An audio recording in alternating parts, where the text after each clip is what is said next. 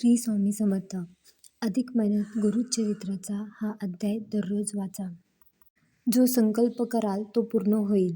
यंदा अधिक महिना 17 मे रोजी चालू होत आहे. अधिक महिना हा भगवान विष्णूचा महिना मानला जातो. याला पुरुषोत्तम मास सुद्धा म्हणतात किंवा मलमास सुद्धा म्हणतात. हा अधिक महिना असतो जो की खूपच शुभ मानला जातो. श्रावणाप्रमाणे या महिन्याचे महत्त्व असते. या महिन्यामध्ये अनेक धार्मिक कार्यक्रम, पूजाविधी, सेवा केल्या जातात.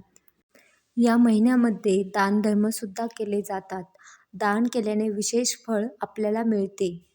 परंतु अधिक महिन्यात गुरुचरित्राचा एक अध्याय आहे, जो वाचल्याने आपण जोही संकल्प करू, ज्याही इच्छा असतात, मनोकामना असतात, त्या पूर्ण होतात. यंदा 17 मे पासून अधिक महिना सुरू होत आहे आणि संपूर्ण 1 महिन्यापर्यंत हा अध्याय आपण रोज वाचायचा आहे.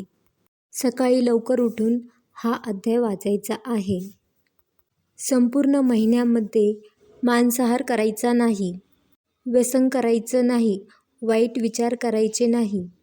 बाकी तुम्ही शुद्ध शाकाहारी जेवण करायचे आहे.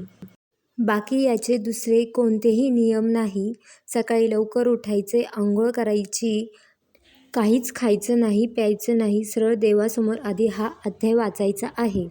हा अध्याय वाचण्याआधी पहिल्याच दिवशी म्हणजे 17 तारखेला रविवारी तुमच्या मनात जोही संकल्प आहे, इच्छा आहे, ती बोलायची आहे. फक्त पहिल्याच दिवशी बोलायची आहे, रोज रोज बोलायचं नाही. आणि हा अध्याय वाचायला सुरुवात करायचा आहे. हा अध्याय आहे गुरुचरित्राचा 14वा अध्याय. गुरुचरित्राचा 14वा अध्याय. संपूर्ण अधिक महिन्यात एकही दिवस न चुकता तुम्ही वाचायचा आहे. काही संकट, सूतक, अडचण आली, तेवढे दिवस सोडून द्यायचे, पुढचे दिवस सुरू करायचे. पण संपूर्ण महिनाभर तुम्हाला हा अध्याय वाचायचा आहे.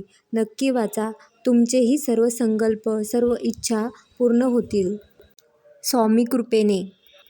आपण ह्या व्हिडिओमध्ये पाहिलं, अधिक महिन्यात गुरुचरित्राचा 14वा अध्याय दररोज वाचायचा आहे. तुम्हाला हा व्हिडिओ आवडला असेल तर लाईक, शेअर, सबस्क्राईब करा आणि व्हिडिओ बघितल्याबद्दल धन्यवाद.